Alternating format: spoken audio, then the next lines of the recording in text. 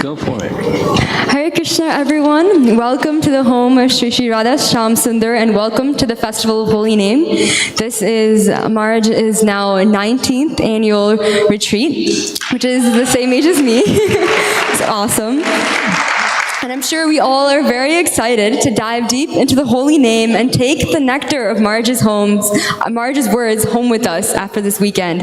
And Maharaj has prepared very extensively and thoroughly, and we're all very excited. And I also wanted to give a huge welcome to Govinda Prabhu, who has come all the way from Mayapur to nourish us with the sweet kirtans. Over the past couple of weeks, many of us have experienced glimpses of what's to come, and it's all been beautiful. So let's take this opportunity to fully immerse ourselves in the activities planned and transform our chanting with enthusiasm, patience, and confidence. Just a few logistical notes, a message from the Naperville Child Protection Team. Please do not leave your kids unsupervised.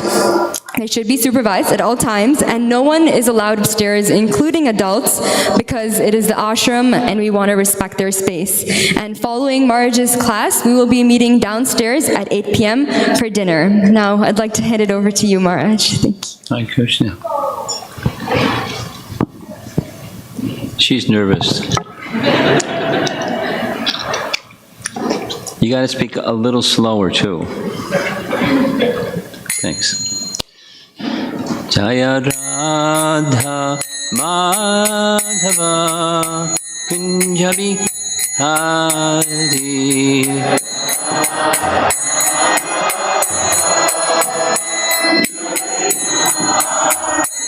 Jaya Radha Madhava Kunjabi Hari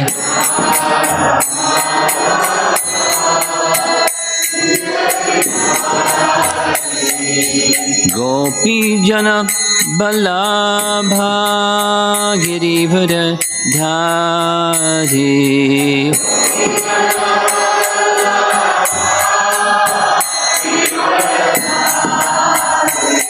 Gopi Jana Balabha Girivara Dhari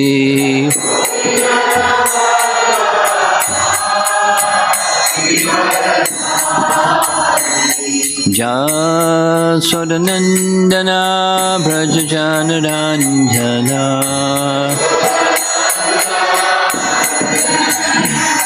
Jasodanandana Brajajanaranjana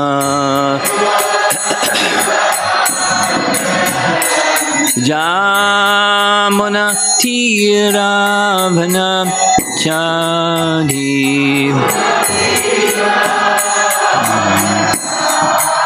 Jamuna Tiravana Chadi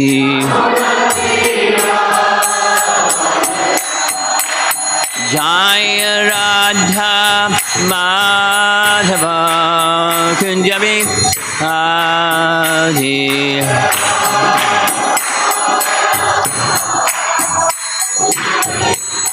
Jaya Radha Madhava Kunjabi Hari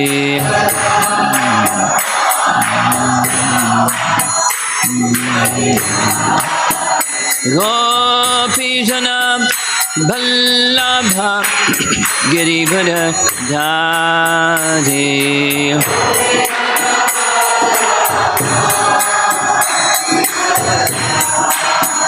Gopi Jana Vallabha Girivara Dhari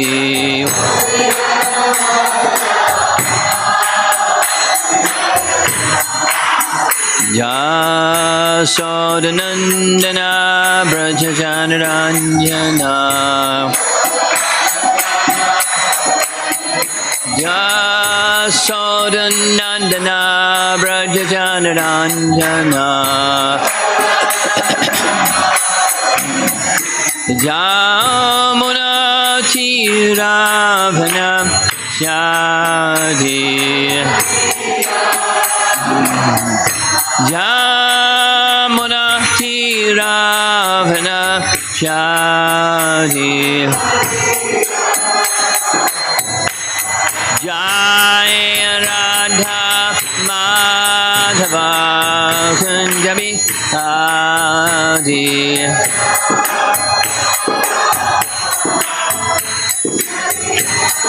Jaya Radha Madhava Kunja Bihari.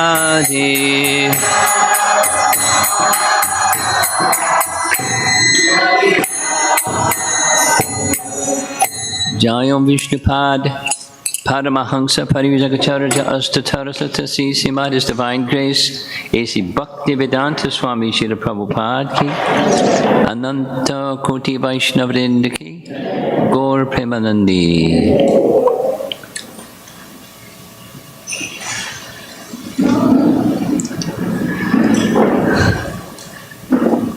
Nice to see so many devotees coming. Some of you from faraway places, welcome. We made it warm for you all. 92 degrees.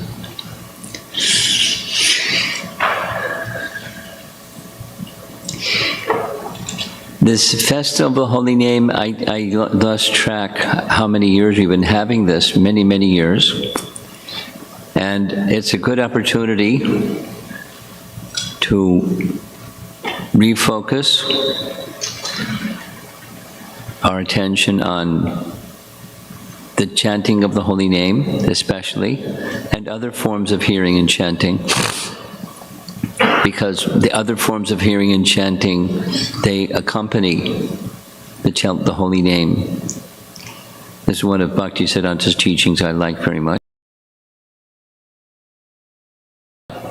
We don't worship Krishna alone, we worship Krishna with Radha, with his feminine counterpart. Similarly, we chant the holy name in combination with Harikatha. And the Harikatha is the feminine feature, and the holy name is the masculine feature. So we do both regularly. And in the course of our efforts to cultivate sadhana bhakti and move further and further and further, ideally, move further and further towards the goal, towards Krishna himself. This topic for our lead discussion is from Rupa Goswami's writings. You are all quite familiar, I'm sure, from Upadeshamrita, Utsahanishaya Dairyat, the first three of these principles of making progress, essential principles for making progress. Here's painting of the cover, two covers of Upadeshamrita, Nectar of Instruction. And those, it's under the topic of things that are favorable for bhakti. Basics, very simple basics. Here's the verse. We all are familiar with the verse. Say it responsibly. Utsahanishayad dharyat tatat karma pravartanat sangatyagat sato vrite shadbhir bhaktir prasidhyati. Another time. Utsahan nishchayat dharyat tatat karna pravartanat sangatyagat sato vrite shadbhir bhakti prasidhyati. So this is color-coded. Yellow, blue, and I guess that's a pink color. There are 6 principles favorable for the execution of pure devotional service: being enthusiastic, endeavoring with confidence, being patient, acting according to the regular principles such as Shravanam, Kirtanam, Vishnu Smaranam, hearing, chanting, and remembering Krishna. 5, abandoning the association of non-devotees. and 6, following in the footsteps of the previous acharyas. Sangatyaga, Tato Vritte, Sadbir, Bhaktir. These 6 principles undoubtedly assure complete success in pure devotional service. So these first 3 enable number 4, this proper following through hearing, chanting, and remembering, proper following through qualitative enthusiasm, patience, and firm conviction. So we plan to go through each of these. Like the mind, we know we have one. At least most people I know have one. And we don't see the actions of the mind, but we can see the effects of the mind when it's concentrated. And it's our inner life, in other words. There's external behaviors, and then this is an internal cultivation. Enthusiasm leads to enthusiastic action, and so forth. And they're interconnected. One assists the other, assists the other, assists the other. One enables the other, enables the other. So the starting point is this first one, utsaha. Utsaha, enthusiasm. And as that moves, the other moves, and the other moves. So the starting point, let's get the starting point correct. Now, this, of course, what Rupa Goswami writes, gosh, we have so many controls of everything. Yeah, it's okay. The sound seems a little loud. It's okay? Okay. What if I do this? Much better.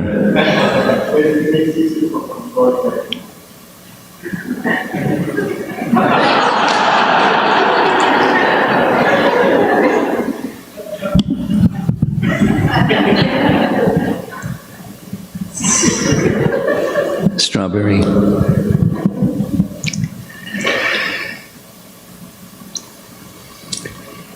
Rupa Goswami is drawing, of course, from Shastra and teachings of Chaitanya Mahaprabhu unto him, and in the science of bhakti. And it's not a surprise that persons who are outside of the science of bhakti understand these principles, because they're principles of life. Here's a little cute one. Emerson, nothing great was ever achieved without enthusiasm. I remember one of the classes Bhakti Chaitanya Maharaj gave. I like, there was a time when I just listened to his classes all the time, because he's so lucid and keeps things simple. And he told a nice story about this utsahan and utsamayi, utsahamayi, false enthusiasm.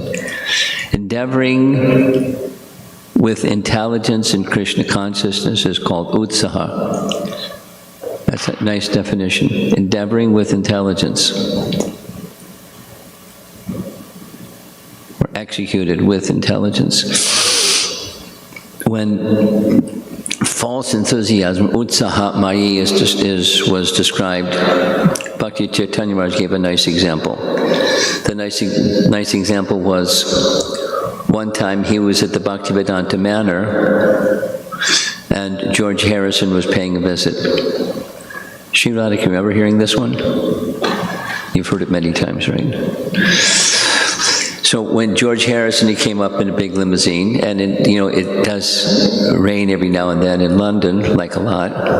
And so when he got out of the car, one devotee did what you see on the screen. He just paid his obeisances and laid down in a puddle, got his dhoti and everything all soaking wet and muddy.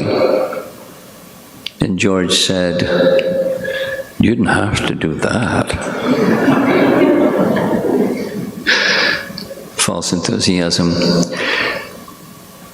overconfidence, overenthusiastic, but so the right measure that is guided by or executed with intelligence.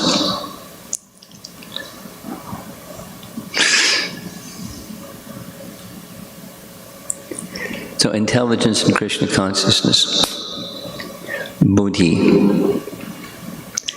Jiva Goswami explains this in Bhakti Sandarbha. Naturally, it's Jiva Goswami's, Rupa Goswami's writings and Jiva Goswami elaborating on it. Two methods of taking shelter of the Lord. I have no other shelter but you. And then the other is giving up the other shelters, using good intelligence. That's Jiva Goswami's analysis. Intelligence has to guide both. So here's a reference. O Uddhava, give up Shruti and Smriti, the path of enjoyment, the path of renunciation, desire to hear more about Dharma and what you have already heard about Dharma. Surrender to me alone, the soul of all beings, using all methods with bhava in your mind. You will be fearless by my mercy. So that sounds like a paraphrase or a restatement of 1866. And as we know, 1866 is, for some sampradayas, charma sloka of Bhagavad Gita. It's the most essential teaching of the entire Bhagavad Gita. Mamikam sharanam. But then you become fearless. Amtam sarva papebhyo moksha yashami masucha. Give up all fear. Just take full shelter and leave aside all other shelters. So discriminate what's shelter and what's other shelters, that takes intelligence. And where does intelligence come from? Krishna. Dadami buddhi yogam tam. And who does Krishna give that buddhi to? Tesham satata yuktanam bhajatam priti purvakam. So the formula is very simple. Very simple, very direct. Here's another example he gives, also from the 11th canto Bhagavatam. O Lord, for one who is being tormented on the terrible path of birth and death, and is constantly overwhelmed by the threefold miseries, I do not see any shelter other than your two lotus feet, which are like a refreshing umbrella that pours showers of nectar. Umbrella that pours showers of nectar. There's a metaphor within a metaphor within a metaphor. So giving up all other shelters and taking exclusive shelter, that's intelligence. Recognizing there is no other and committing to the one, it's intelligence. Now, many people are 50-50 or mixed. That's bhakti that's mixed. And then there's unmixed. So this is another Bhakti Chaitanya Maharaj description. When Prahlad Maharaj was pushed off the cliff, it's not that right away Lord Vishnu showed, I'm here to catch you. Prahlad was falling and falling and falling over the cliff, and at the last minute Lord Vishnu caught him. And as if, this is Prahlad, not us, as if Vishnu wanted to see what's he going to do as he's falling and falling and falling. Is he going to scream? What's he going to do? But he was confident because he had the shelter of the personality of Godhead. Nayam tvam asya sharanam brahmato nu pashe. I know that without Krishna consciousness, without taking shelter of your lotus feet, one cannot be happy.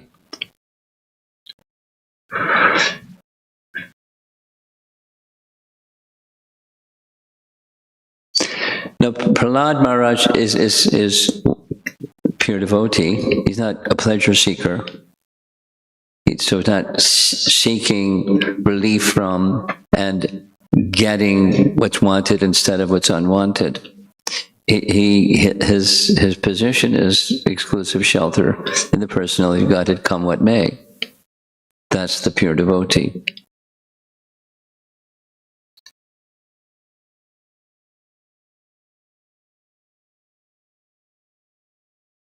Well, there's nothing that can deter that. Good fortune, ill fortune, nothing can deter it, nothing can move it.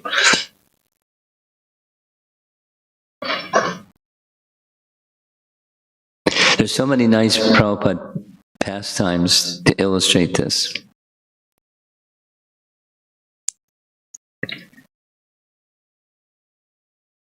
The one that's in my mind at the moment is the devotees riding from Mayapur to Calcutta after a Mayapur festival and riding along the side of the road, right along the road, over the side of the road, there's a car wreck.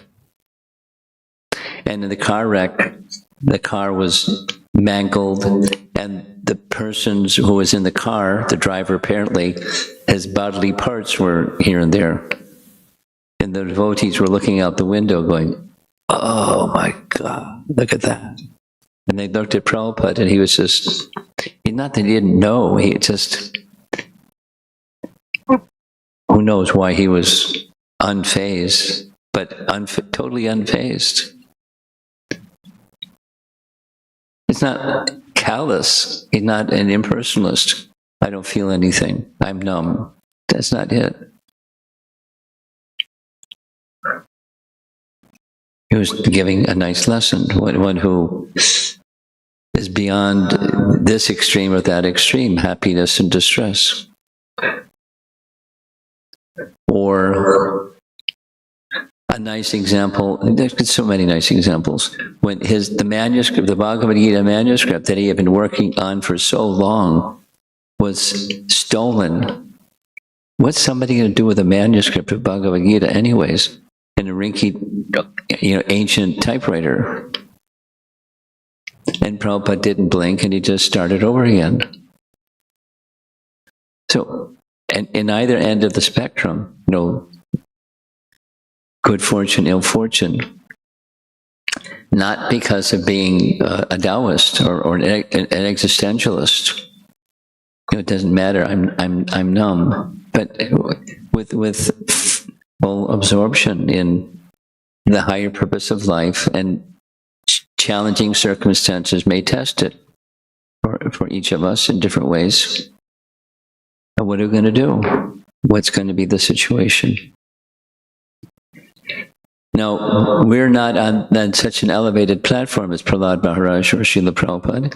We have limitations. Here's some examples.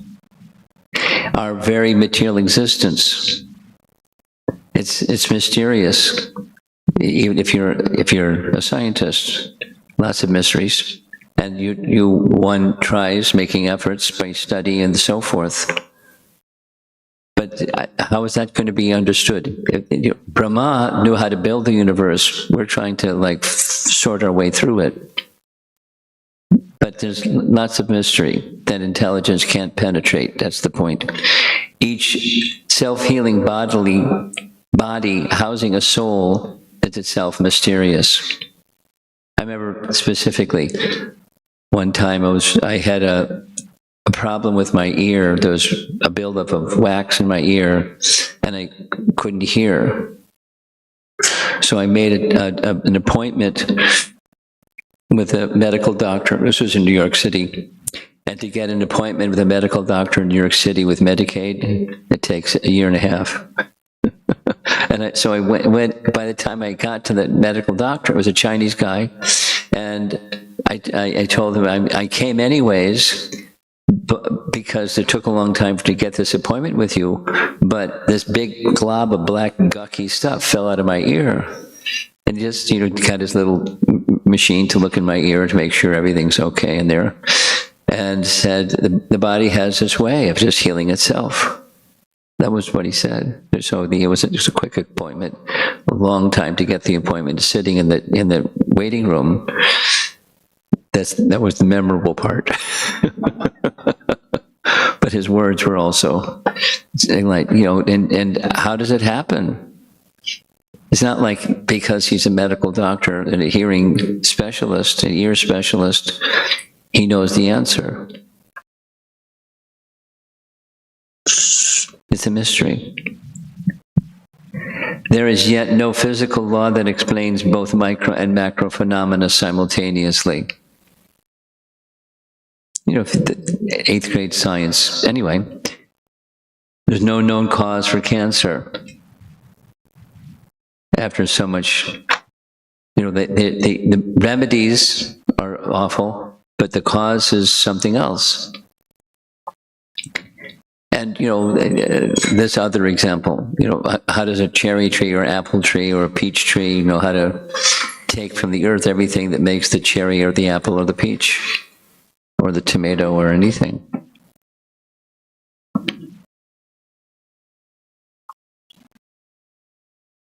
There's lots of unknown.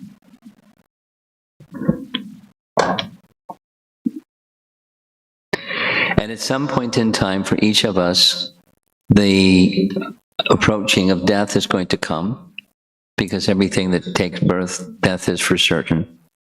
Everything that is born, death is certain. Everything that dies, again, birth is certain. So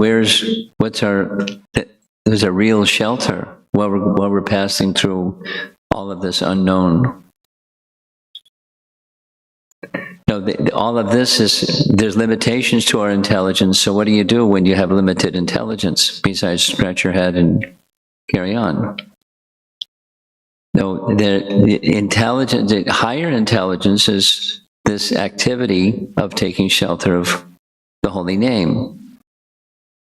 Because the holy name is Harinam Eva Kevalam, as our celebrated song tells us. Can one become enthusiastic just because you're supposed to chant? I have to chant. This is encouraging the why question. I have to chant my rounds before the end of the day. And that's maybe how we think. Maybe it's not how we think. But if that's how we think, then it's not how we get a taste or get enthusiasm. It's not, maybe it's necessary, and it's nice to some extent, but it's not complete. The little example is, supposing some of you are younger generation people, but some of you are not. You have a small child. Well, some of you maybe attended the class that Garuda gave in Gita Nagari.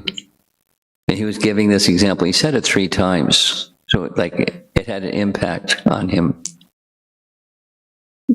He was, when it was, I forget the circumstance, but he was away from home and he hadn't seen his son in a long time, and he came to see his son. He wanted a warm embrace with his son. And his son was like a wet fish. Like, I don't care. And so that didn't strike his heart well, but he had, this is Garuda's way of responding is, this is how we deal with Krishna. He wants to give us a warm embrace, and we're indifferent.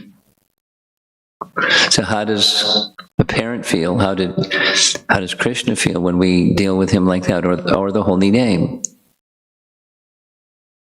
So it's not motivation by guilt, but it's just an indication of where are we in our spiritual progress stage? And then there's the positive mood. And how do you get the positive mood? By cultivating the positive mood. So this enthusiasm, how do you become enthusiastic? Or a classic question asked by Prabhupada, how do you become sincere? By associating with those that are sincere. And how do you become crooked? By associating with crooks. How do you become a thief? By associating with thieves. So, how do you become enthusiastic? By associating with those that are enthusiastic. I mean, a little, at the risk of embarrassing Govinda, I'm going to say something that, if you're feeling embarrassed, you can pretend I'm not saying it. You're like a magnet, and the youth really like your kirtan. I mean, I've not. They like kirtan, but they like your kirtan especially, and it's like electric. The enthusiasm in kirtan the last 2 evenings. They weren't just, looking at the audience besides the young men over here. They're absorbed. Now, a common experience, sorry to say, after the absorbed kirtan, the kirtan is over, the young people get up and walk. You've seen it. And what does that say? Well, I like, anyway, without going into the analysis of what that says, the enthusiasm is the musicality and the personality and the social exchange. But the name is not the enlivener. Because if the name was the enlivener, then the kata would follow.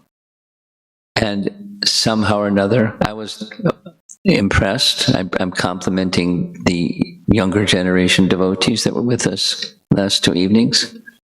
You not only physically sat, fidgeting in an uncomfortable manner. I've seen that happen too, because I have to sit here, so you sit here. But there was a degree of absorption, and it's like, thank you, and you can thank yourselves, because that's a way that you can move along the trajectory of endeavoring with intelligence. And intelligence to do what? Intelligence to reach the goal. What's the goal? It's not, night kirtan is the means and the end, but when the end is reached, when it's not just the means, but it's the end, then anything in relation to Krishna has the same enthusiasm, the same intelligence in relation to Krishna. So it's an opportunity to be in Krishna's association. Here's a little quote at the bottom. One should accept this opportunity to return home back to Godhead very enthusiastically. A student, businessman, artist, or anyone else who wants success in his line must be enthusiastic. That's like this Emerson example. Without enthusiasm, nothing significant happens. Nothing great happens. And it's not what we're looking for greatness. We're looking for, what are we looking for? For taste, rasa, in relationship with Krishna, because there's no rasa that compares to it. There's material, but we've had it, many of us have had no attraction for that for some time. And then what? Here's Bhaktivinoda Thakur's teaching on this utsahan point. We should not lose our enthusiasm because we have no strength to destroy the reactions of karma. We should expect to experience the following in the flickering stage. So this starts with utsahamayi, etc. Ganatarla, thick and thin, Vyuda, Vikalpa, accepting, rejecting, and so forth, up to the stage of what real enthusiasm is. Enthusiasm is the only support for all types of devotional service. I mean, it's the only support for all types of any endeavor that's worthwhile. By enthusiastically performing devotional service, one can give up anishtata service in a very short time and attain nishtha. Generally, that takes some time.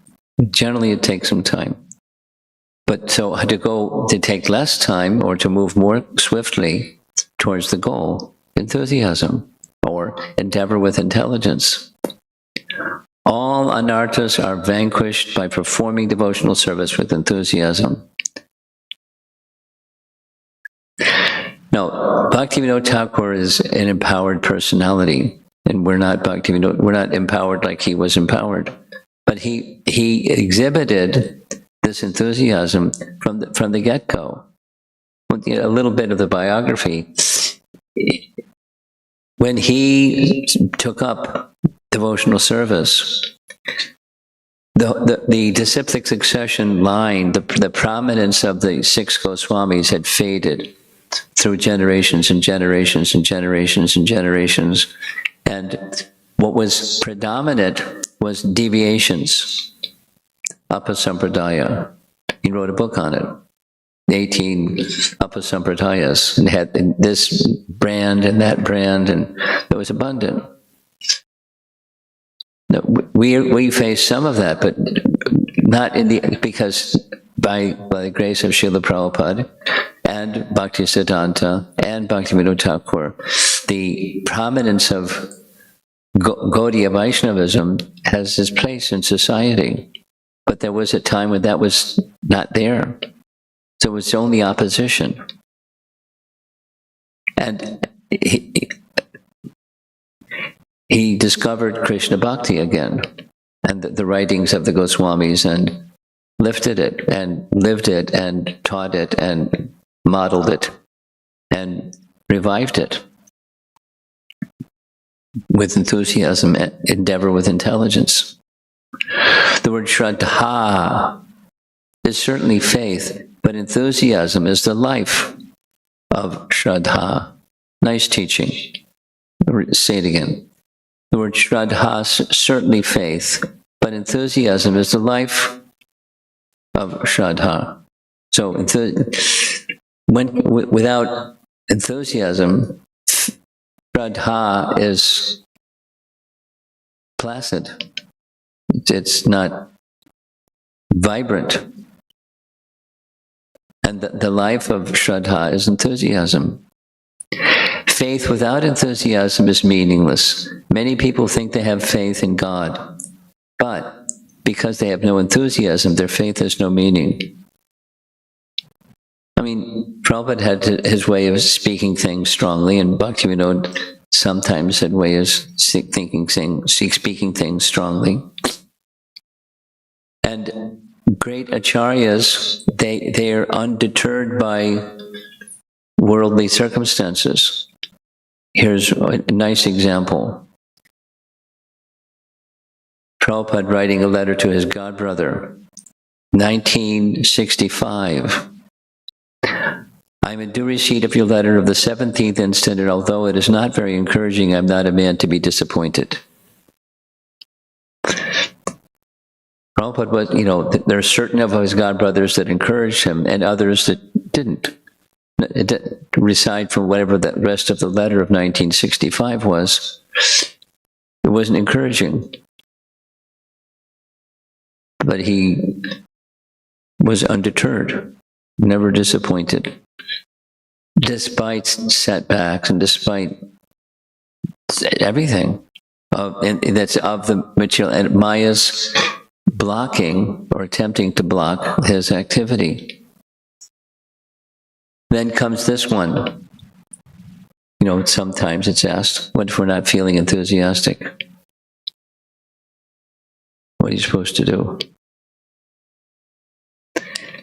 Now, the classic is even if you're not feeling enthusiastic to dance, dance, and you'll feel enthusiastic. And it's true.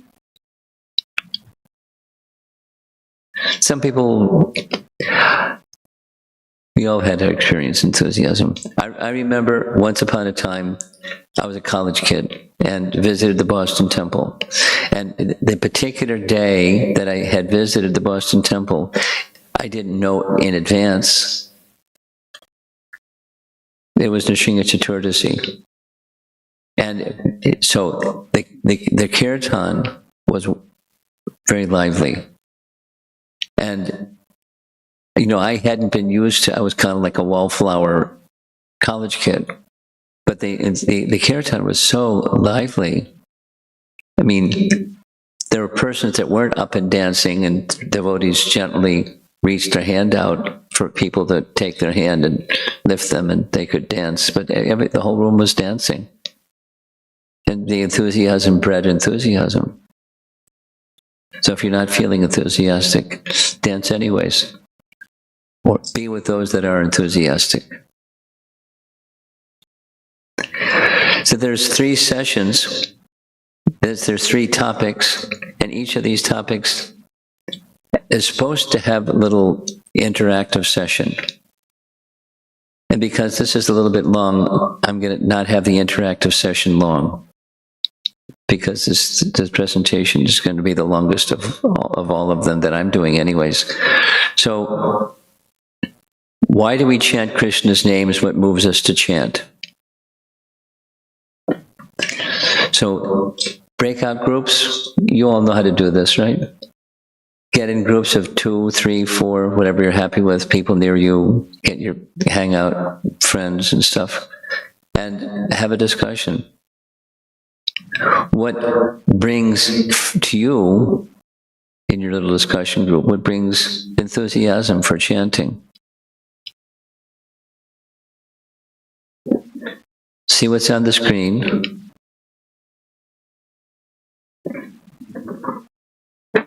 We'll take a few minutes, and then I'm going to ring the bell.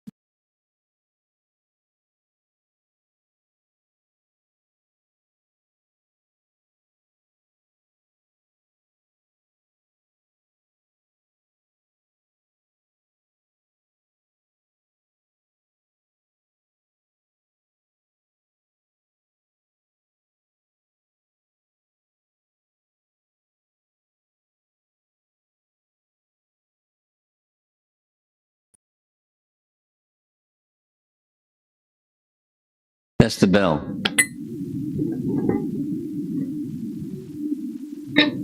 I can see you're all very enthusiastic.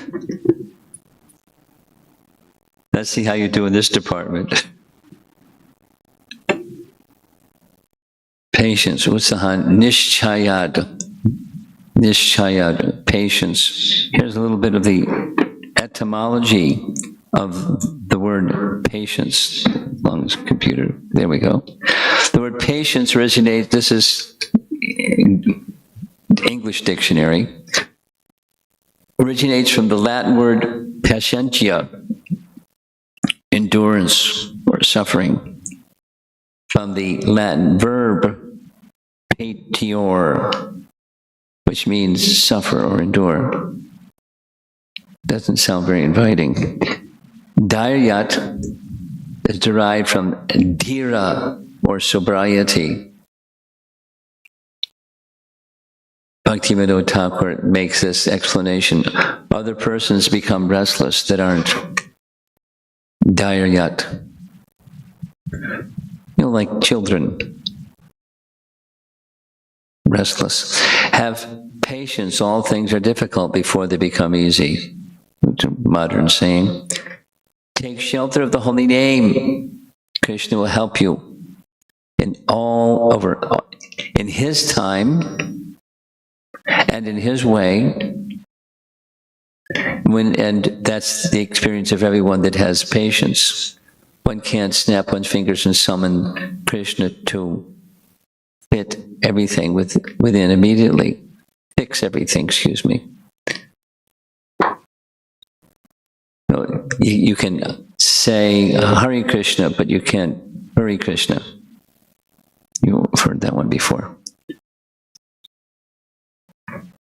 Prabhupada's statement, this is something that I say, anything genuine takes time, but is derived from our founder Acharya. We should not be impatient in Krishna consciousness. Indeed, Krishna consciousness movement was started single-handedly, and in the beginning, there was no response. But because we continued to execute our devotional activities with patience, people gradually began to understand the importance of this movement, and now they are eagerly participating.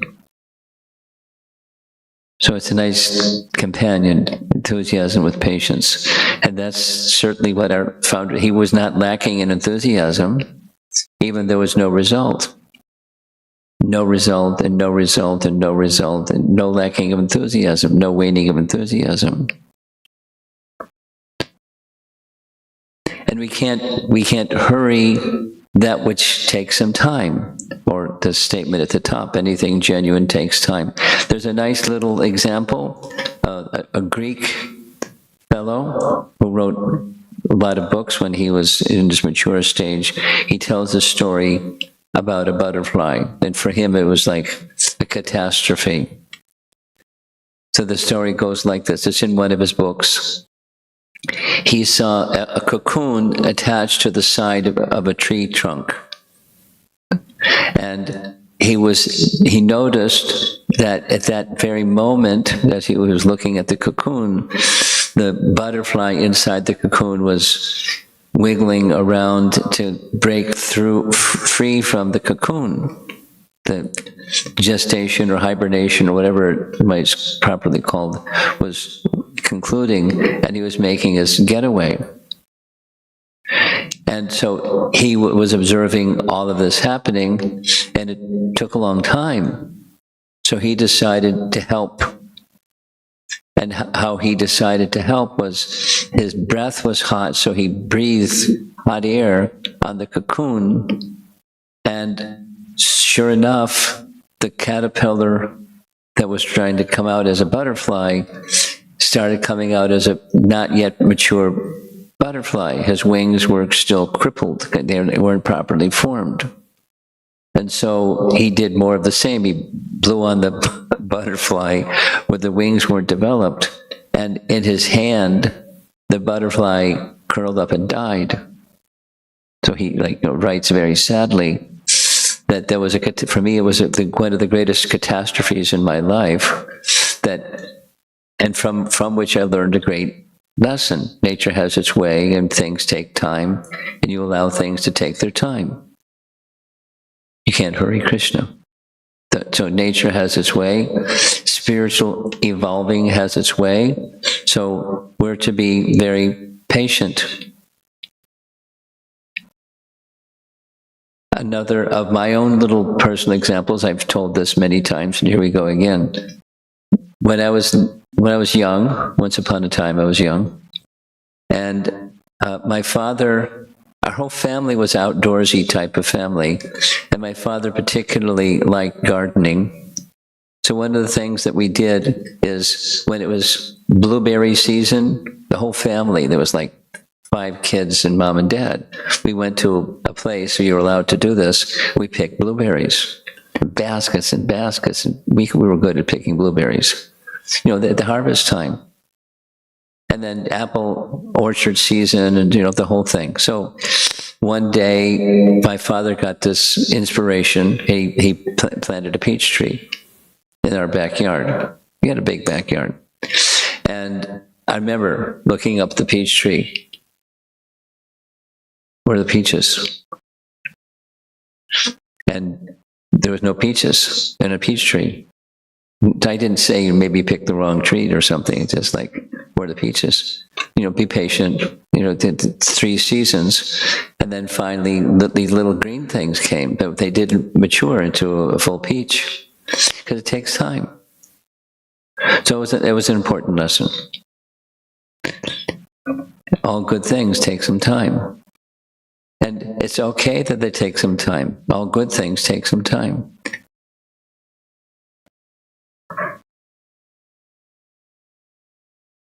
And how do you nurture patience when you're a little impatient?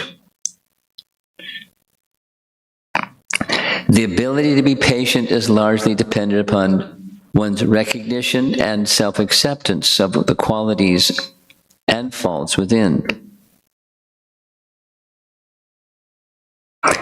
Self-loathing, that doesn't help. I have defects. And self-acceptance is, although I have defects, there's something that's worthy within me, and that's something that's worthy. Let me nurture that which is worthy, whatever that is. Each of us have, way to call it, it's the gifts from Krishna. We have some, Krishna has given each of us something that's unique for us, and we accept that's Krishna's gift, and we work with it and nourish it, cultivate it, and take the association, just like our youth and kirtan, or devotees that like deity worship, or persons that like studying scripture, or persons that like cooking. There are some persons I know that it's their complete focus is prasadam distribution. They just move from one opportunity to the next opportunity. Their life is giving prasadam to people, and because they understand, they have faith and they have enthusiasm, so they just continue. And when you just give prasadam to somebody, who knows what's going to happen? Whatever is going to happen, it may not be the next thing you know, they've got a shaved head and a sika because they took a plate of prasadam. But there's purification that's going on, and that's part of the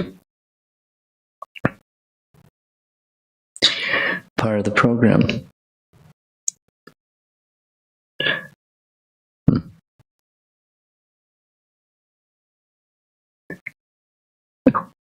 Kripamoya, that family that you look after in St. Louis, the American-born wife, did you see what she was doing at the end of the program?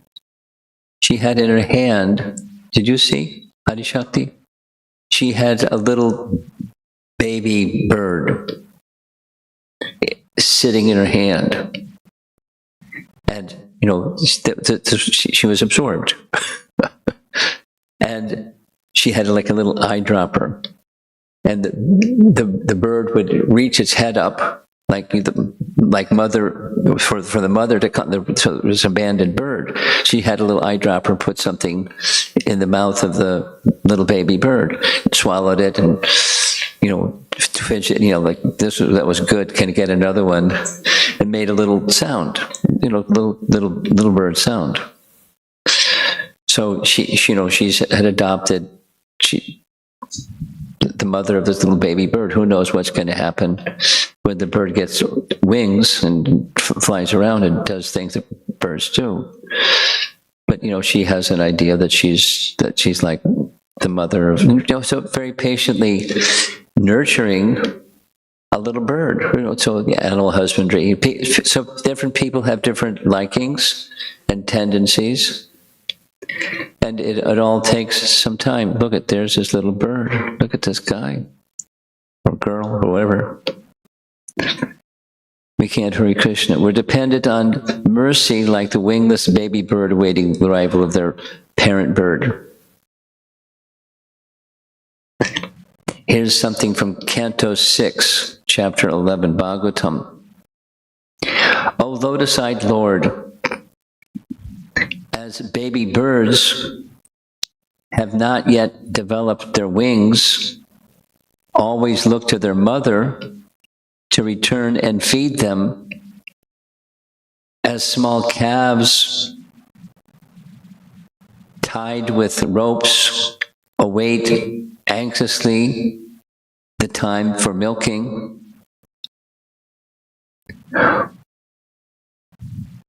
When they will be allowed to drink the milk of their mothers, or as us, as a morose wife whose husband is away from home, always longs for him to return and satisfy her in all respects. I always yearn for the opportunity to render direct service unto you.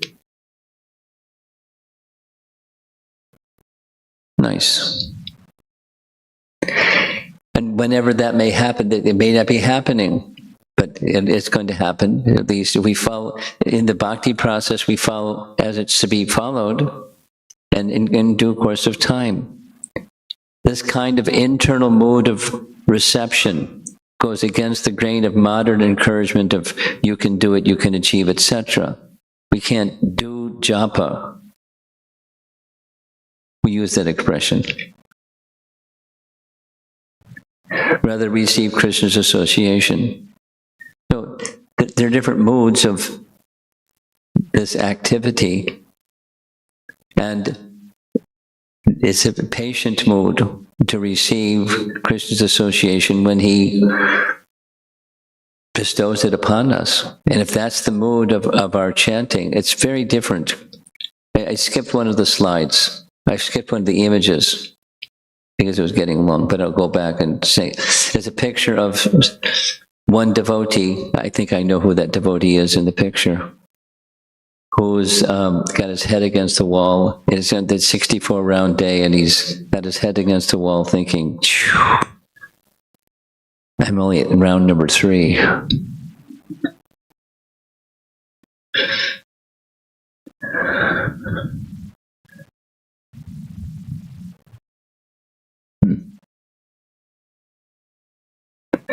Patience is extremely necessary. Symptoms of patience, or dharyat, being able to control the 6 urges. To say it negatively, if you're not patient, you can't, you're going to lose. Those pushings are going to push you. Unregulated speech results in enmity with others by talking about them. It is not possible to conquer anger. These are Bhaktivinoda Thakur's writings on this topic, dharyat. Shri Shri Radha Shyama Sundara Ki Jai.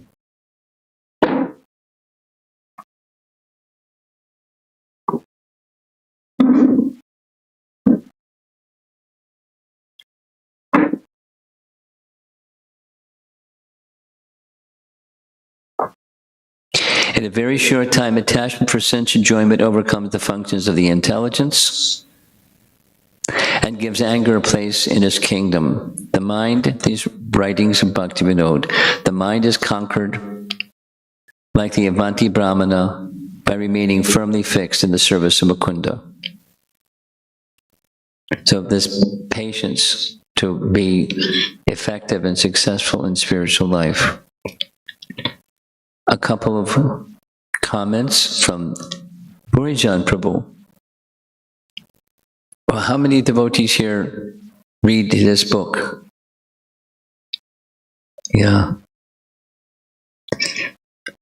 Maybe by, well, I how to say it properly, respectfully. It's a good book. There are devotees all over the place that there are many japa books. There are many good teachers. And one of the best of those good teachers and good japa books is Purijan's book. Are you planning to use this in your presentation? Hey, Monkey? You're going to be using it? Okay. It's got a nice cover, too. Overdone. Many devotees, this is him, this is Purijan.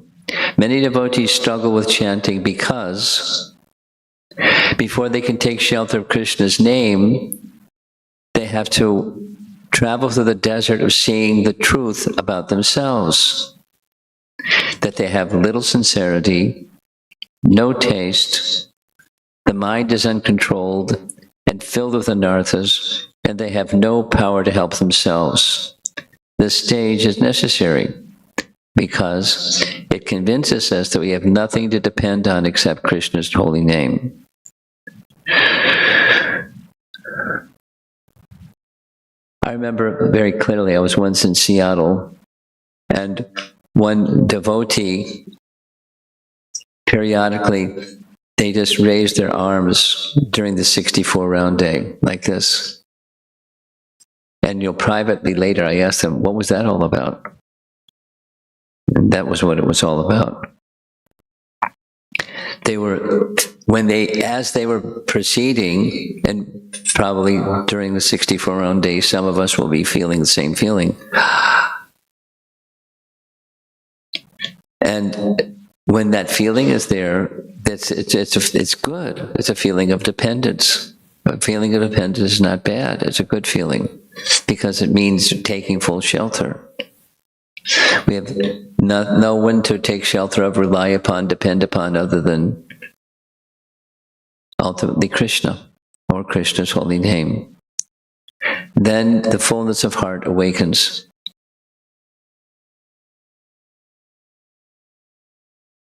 I'm going to share something. I think it's okay. They won't mind. I hope. This devotee couple, they had twin boys. So those of you that are mothers or fathers, and you have a child, twins, boys, and they were, energetic little boys. And they're with each other all the time because they're twins. They ended up making it within, that wasn't they just decided, but as a family decision. Listen to this. The children wanted to learn Sanskrit, and they did some research and found the best Sanskrit school was in Sringeri Math, so they all moved to Sringeri. You know what that means? That's like the seat of Mayavad teachings. It's Shankaracharya's headquarters. That's where they live. The boys are now 12, and they're brilliant, and they're not tainted. Somehow they're not tainted. I mean, because mom and dad are very, very good devotees. They've given them Krishna Bhakti along with the Sanskrit. And so now they're equipped to deal with the good and the bad, or the tinge and the pure. So who knows what they're going to be when they're adults? So they, their Upanayana took place when they were 12. They finished their little training, and now they're going on to further Bhakti Shastri studies. So my understanding is they're going to move from Sringeri to a place where their two boys can get further in-depth Shastra training.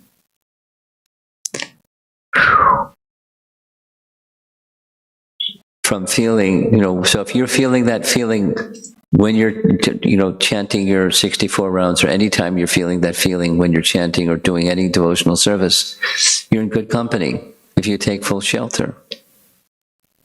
That's one of the lessons of chanting. Whoops, let's go back.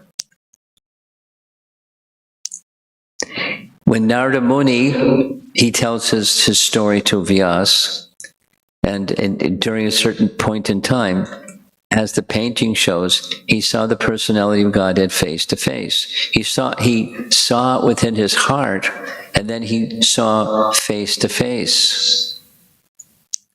And the Lord spoke to him and said, normally I don't show myself in this premature stage, but I've shown myself to you to encourage you. Please carry on, but know that you won't see me again for the rest of your life. And he disappeared.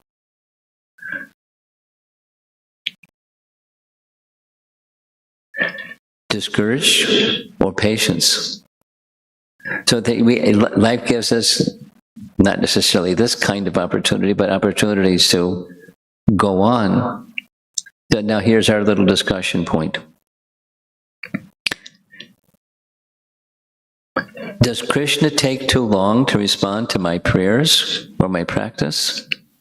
If I was told by Krishna like he did to Narada, would I become discouraged?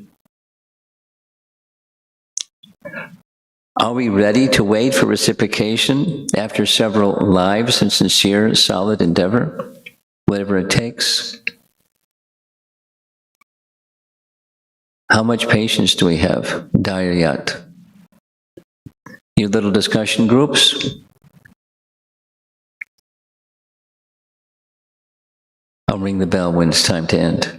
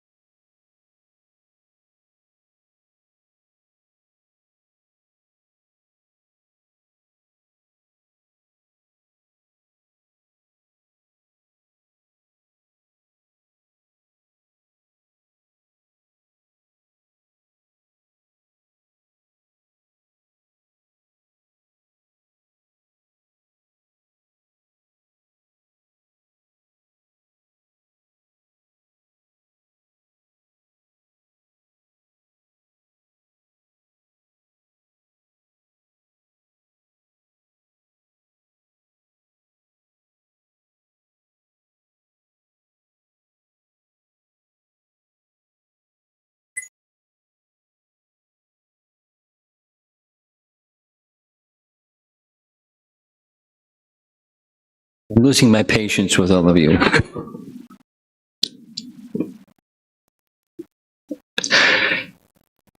But I have confidence you'll come through in the end. So, confidence or determination, nishchayat, different features or factors contributing to confidence. Krishna loves me. Krishna's got my back, or he maintains and protects me. Krishna is his name, and I'm in his presence. I'm capable of fully restoring my broken relationship with Krishna. That's self-confidence or confidence. And examples from Shastra, Gopakumar when he finally makes it back to Krishna Loka. Krishna is my maintainer. Krishna is bringing milk to Madhavendra Puri. Krishna is his name. This is Radharani protecting Raghunath Das Goswami from the blazing heat. King Prataparuja being given the mercy of Chaitanya Mahaprabhu. Our scriptures are filled with these nice examples that one may continue, persevere with patience, because there's confidence. It's going to get me to this desirable place. And a very nice example here, when Srila Prabhupada was crossing the Jaladuta, Krishna came, as we know, reciprocating, please continue, everything will be all right. The quality of determination, deeply internal, is ignited by a personal spiritual purpose or vision. And Krishna reciprocates. That is to say, Krishna may examine. This is Krishna's examining Prabhupada, and he could have died. But he, it was not dissuaded by the circumstance. And Krishna encouraged him, please continue. And many examples, many examples.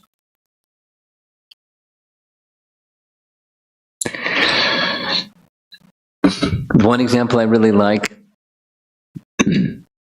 this is in Tamal Krishna Maharaj's, one of his writings, he said in a confidential exchange with Srila Prabhupada, Krishna asked him to come to this world, and Prabhupada said, I don't want to go. It's such a nasty place. And Krishna reassured him, it's okay. You just write your books and deliver people, and then you can come back. It's okay. So because Krishna wanted, he came. Fortunate for all of us. So it's an expression of love, the reciprocation with Krishna. Now, one of the motivate, he's not a Hare Krishna guy, but Simon Sinek has this nice teaching of find your why. He has a whole seminars, speaking. It's one of the classes that I plan to engage with all of you. Why? What's the purpose in chanting? What vision or deep desire can enliven or fuel our determination? Just listen to one mantra. That's one of Bhujan's favorite. One mantra at a time. One syllable at a time. Be present with the present mantra that you're chanting. Or some higher purposes.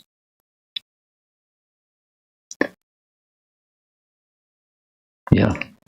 Once our purpose is identified, pursue it. Refine it, but pursue it. Here's a nice teaching over here on the right side. O holy name of Krishna, may the hard, crushing wheel of life extract humility from my offense-hardened heart. Let that humility give birth to the sweet nectar juice of devotional service to you. This is a fellow using this grinding machine to make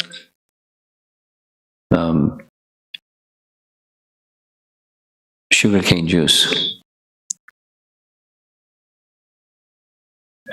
And life has its challenges. You know, for everyone faces challenges. Does anyone want to volunteer? I don't face any challenges. Everyone's going to volunteer. We face challenges. And there's different degrees. You know, one of the things I refer, a non-devotee, Hare Krishna devotee, that I refer to all the time is Viktor Frankl, because he faced a challenge that most of us will never even dream of facing or actually experience. That's being in a Nazi concentration camp and surviving, because he had a sense of purpose and was determined somehow or another, you know, by grace of God, but somehow or another, determination even in the midst of those challenges. This description of Ananta Shanti, you know, with his chanting, with his you know, in shackles, in jail, and for years imprisoned, but he was unstoppable. Anyways, one young Russian fellow helped spread Krishna consciousness throughout Russia. And, you know, a little bit of martyrdom, like in the case of other great personalities that were dealt with harshly, including Gandhi and others. Nelson Mandela dealt with harshly, but, you know, their determination, their fixed consciousness was strength for them and strength for others. Determination has its place. Sometimes it's a little challenging. It is especially easy to lose hope when things don't go well. It seems that little progress is being made. This whole topic that has been through the mill several times. How was it phrased? I'm looking over there at Heymangi. Still chanting, still reading, not much progress, something like that. Yeah. Somehow she and her husband were called upon to speak on this topic. I don't know why.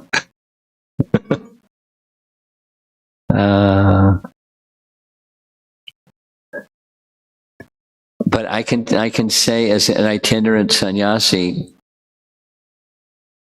not necessarily in classes when it's in the public, but, you know, in private discussions, it's a theme. Persons for some number of years, and why not much progress? And so how to remain determined, dhairyat, nishchayat, dhairyat,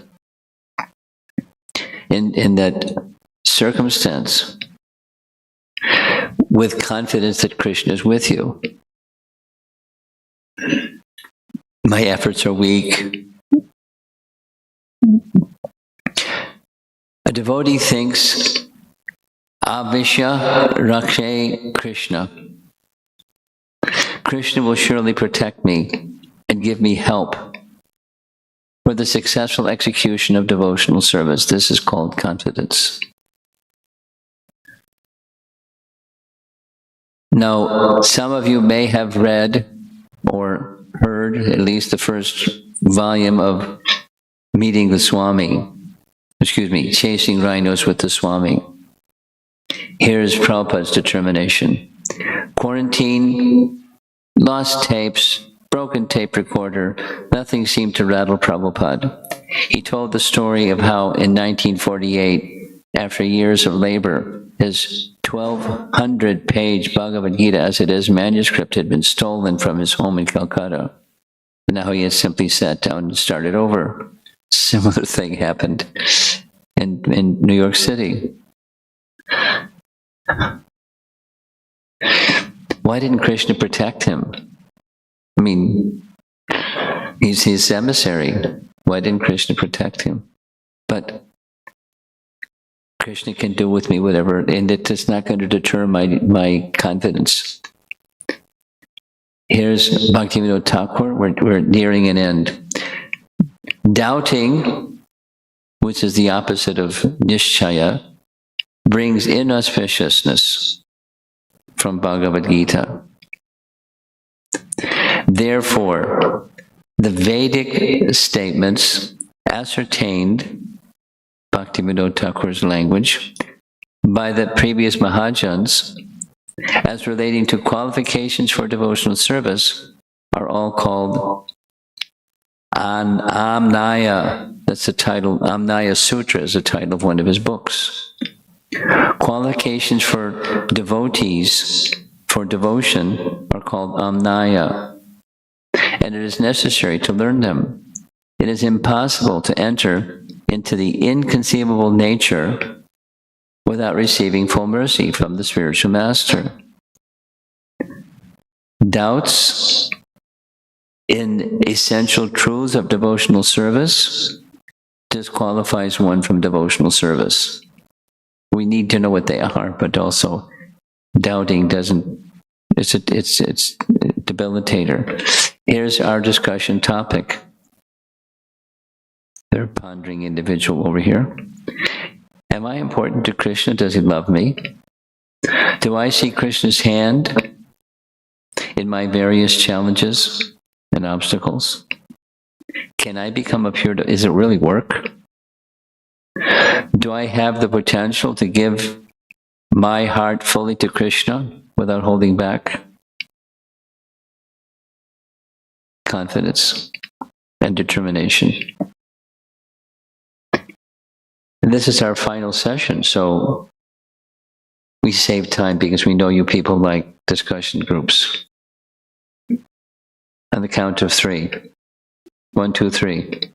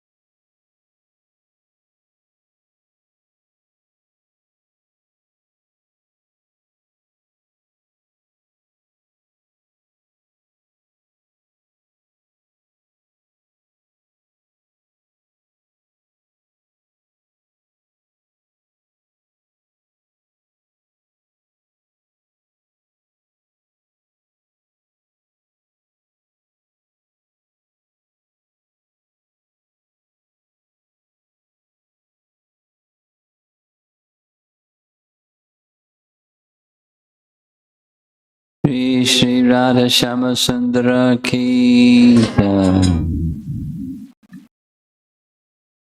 You know what that means? It's 8 o'clock. So we're supposed to have prasadam at 8 o'clock. But we're going to take a little time for some discussion.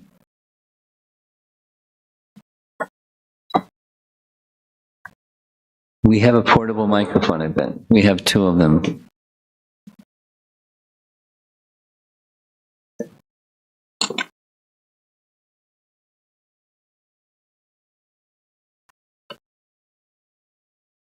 So if you like to... Oh, you have one. Oh, go right ahead. Go right ahead. I have a question, but I was just holding the mic. Go right ahead. Okay. Everyone pay attention. Sri Rupa's going to tell us something. Important. It's important. Hare Krishna Maharaj. I wanted to know if you could speak about that man encouraged, why, asking the why question, so having a purpose, but we're also encouraged to not expect not expect results in certain ways. So I was hoping you can elaborate on the difference between just not expecting anything and also having a purpose. You want no purpose? I'm teasing you. I know you're not saying that.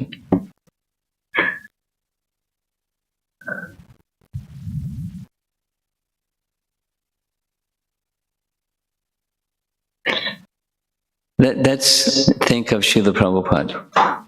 That's a nice meditation. He didn't have an expectation, but he certainly had a purpose. He had a directive from his spiritual master and predecessor spiritual masters and Chaitanya Mahaprabhu. There was the force of what they wanted. And so he wanted what they wanted, and with intelligence gifted to him by Krishna, he moved forward. So, and that was the purpose. There's other ways to describe what that purpose was, but that's one way. And that's not with an expectation of result. Rather, it's with a purpose, a mission, and fulfilling the mission. Whether there's apparent success or not apparent success. Whether the setbacks, so all of these other things, it's the life of the living entity. That's we're going back to the first one. We're enthusiastic for something. So there's enthusiasm where I'm at the center, and there's enthusiasm where the object of love is at the center. Does that answer your question? And when when love is at stake, when love is operating and happening in the life of a pure devotee, just that the very nature of being in contact with the all merciful Krishna is everything. Whether it's this or that or the other.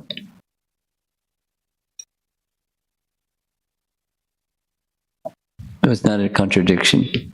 And then the material side it may be, but on the spiritual side it's not. So anything?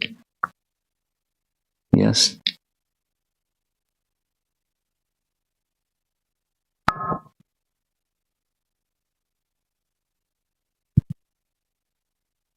Hare Krishna, Guru Maharaj. You can hear me, right? Yeah, I can hear you. Okay.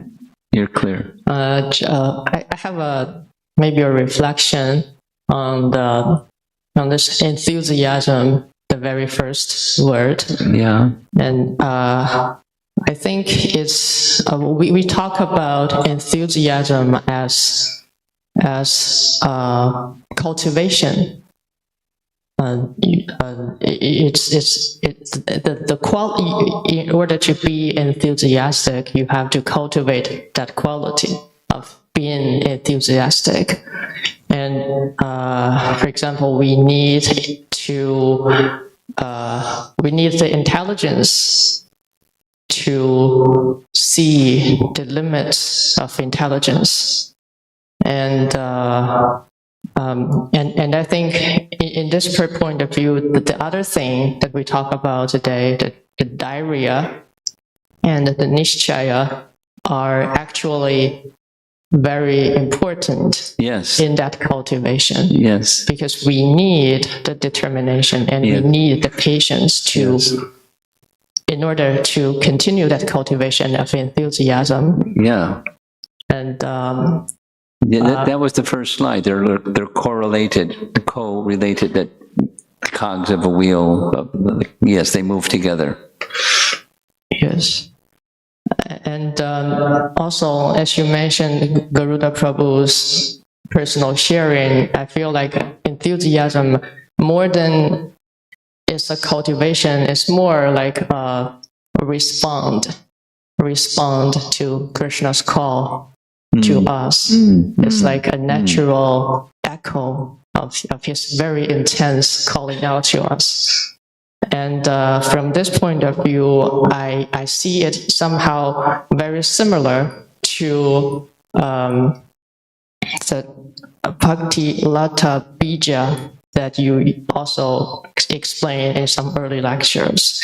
The Bhakti Lata Bija is the desire to be awakened to bhakti. And I think this enthusiasm is very related to that bija.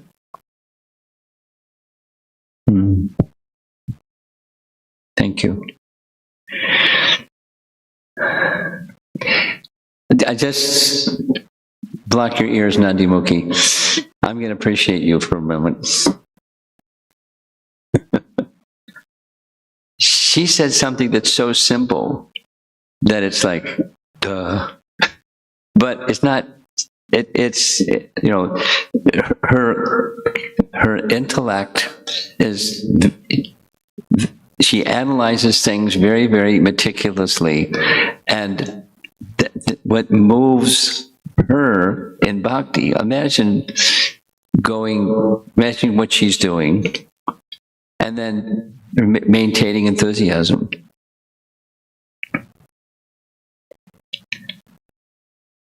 I mean, so there's the principles behind maintaining enthusiasm and keeping going forward in Krishna bhakti. It's there in the teachings, and sometimes we feel it, and sometimes we don't feel it, sometimes we don't get it. But when the internal working, because all three of these are internal, that's where it started. You don't see the roots of the tree because they're beneath the earth, but the tree grows from the roots of the tree. So if someone has an understanding that's firm and foundational like this, then their spiritual life is guaranteed. It's just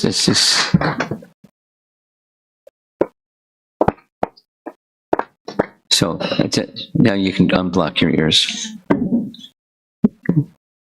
She has insights that, if you listen carefully to her words and her way of expressing herself, I find it very moving. Someone else.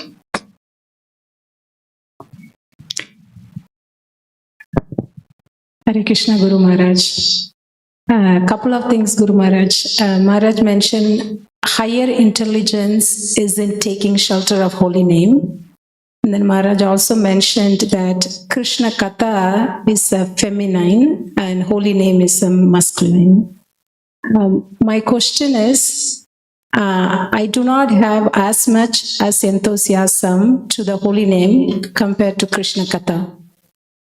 I'm naturally, or by cultivation, I have developed more enthusiasm and taste for scriptures and Krishna Katha, not much for holy name yet. I struggle with that. So how can I use that other limb of bhakti, reading scriptures, enchanting, holy name? Is there any way to help? Here's a little saying that I use all the time.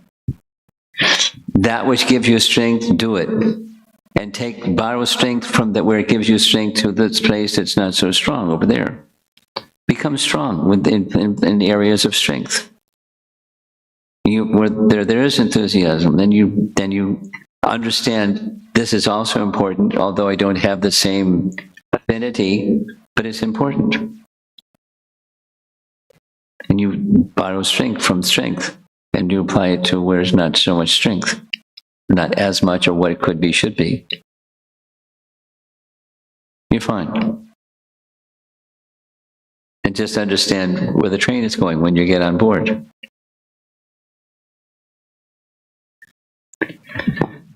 Someone else. Wow. Okay. Hare Krishna, Guru Maharaj. I've been thinking on this verse for some time. A thought that crossed my mind when I was reflecting on being determined and being enthusiastic when you're going through challenges in your life. One way I started contemplating was to see, there's one understanding that it's because of our past sinful activities that we have done and its reactions for those past sinful activities. Is it okay to think that sometimes these challenges are actually orchestrated by the Lord to get our attention to our relationship towards Him? Yeah. Because, okay. Yeah. When to just repeat the same thing in different language, the path to Krishna is subtle. And sometimes the subtle is not obvious because it's subtle. And so we respond to the not so subtle and become immersed in the not so subtle, and the subtle the real deeper opportunity of circumstances of life and our own internal cultivation, etc., passes by us. And it has to do with we're a little dull. We're not tuned in a refined way with what the purpose really is. It's a little like this is a little bit my response to what you said. The purpose is give it a name, but it's not material. So our affinity is for the material, and we're moving towards the spiritual. But we're looking at what happens to us not with the spiritual eye. And so we, get confused and struggle and stuff, and feel resentful and feel different emotions. You get lost. So it takes, you said it very nicely. It takes understanding circumstances beyond the surface of the circumstances. And, where does that come about? When we really want to be in our relationship with Krishna.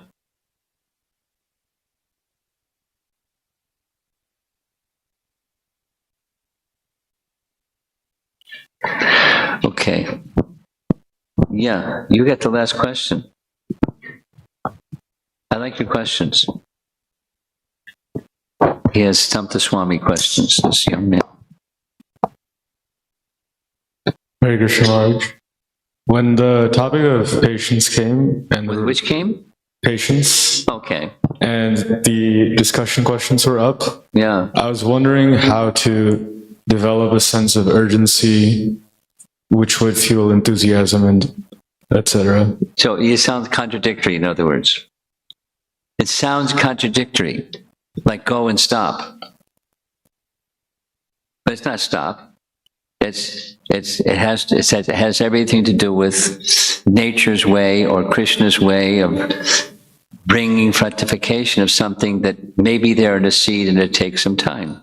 And that's patience. And why should I be patient? Because I'm confident this is going to get me to where I want to go. And it may be slow, like that. That was, by the way, that was a cover of a book, that discussion point. Someone with a foot on the brake pedal, and why is God so slow? It's you know, it's not a contradiction, in short. Enthusiasm is the starting point, and patience doesn't mean lose your enthusiasm. It just means that your enthusiasm is not obstructed by circumstance or created by circumstance. It's not created by circumstance. Because if it's created by circumstance, when the circumstance changes, then my enthusiasm disappears. And, you know, we're materially conditioned soul. We're enthusiastic for something that is colored or featured within the modes of nature. And then we're enthusiastic. Does that answer your question? They're not contradictory. There is spiritual dimension. To understand these points, then it requires intelligence. To understand these points, they're spiritual. Enthusiasm and patience and firm conviction or firm confidence and being very determined. Okay. We'll see you all tomorrow sometime. Srila Prabhupada Ki Jai. You ready for announcements? You can tell them where to go? You already did. Tell them where to go.